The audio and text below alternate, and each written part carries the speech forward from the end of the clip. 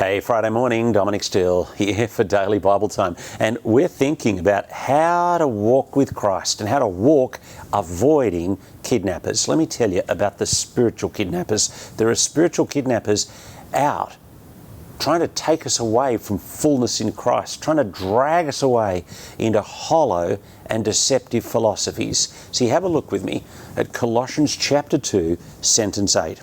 See to it that no one takes you captive through hollow and deceptive philosophy, which depends on human tradition and the basic spiritual forces of this world rather than on Christ.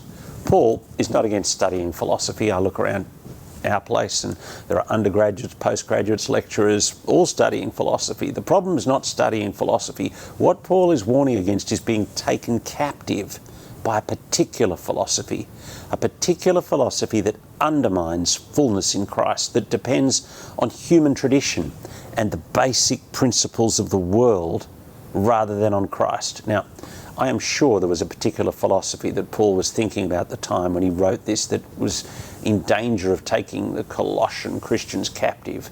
But I have two particularly dangerous, hollow and deceptive philosophies which depend on human tradition and the basic principles of this world rather than on Christ in mind that could take you captive. Two philosophies that I've seen people who I thought had fullness in Christ, who sat with us, did introducing God with us, sat with us in church and have been taken captive.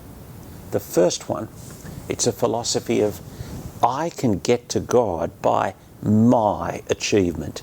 Now, that is such a human view. That is such a basic principle of this worldview. But in our bones, we so want that to be true. And it is so clear that it ignores that Christ cut off our sinful nature, that I've been baptized in Christ, that I've been buried in Him, that I've been raised in Him, that He is the achiever of all this, not me. And the second, hollow and deceptive philosophy that depends on the basic tradition and the basic principles of the world. There's people, it could be you might want to discuss this, might want to reflect on it, who right now the kidnappers are out to get you on this one. It's the philosophy that's coming up behind you and tapping you on the shoulder and seducing you and saying they're all the same, all spiritual journeys. They're just different paths to the same goal. Whether you're in the New Age journey, whether you're in the Buddhism journey, I don't know, whether you're in the Hinduism journey, whether you're in the Islam journey, or whether you're in Christ. The line is, the philosophy is, all paths. And the only thing that you must not say, you certainly must not say, is that a particular path is right to the exclusion of all the other paths. And so they'd accuse somebody like the Apostle Paul, or me for that matter, of being dogmatic, exclusivist, arrogant. I mean, if he or I or you had the arrogance to say that all other spiritual journeys are hollow, deceptive, empty kidnappers.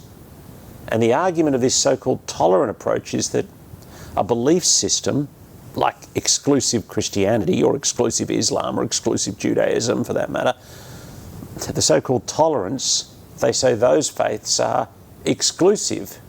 And the human tradition and the basic principle of the world is that everyone wants to be tolerant, and so no one wants to be exclusive.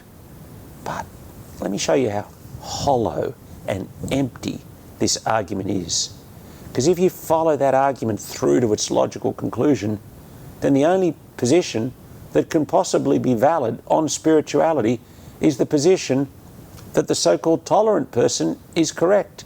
And by definition, all other views are excluded.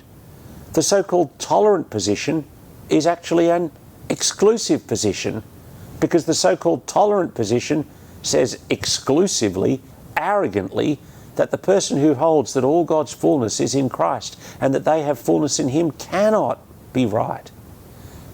So at that point, it's not on the one hand exclusive Islam, exclusive Christianity, exclusive Judaism, and on the other hand, tolerant inclusiveness.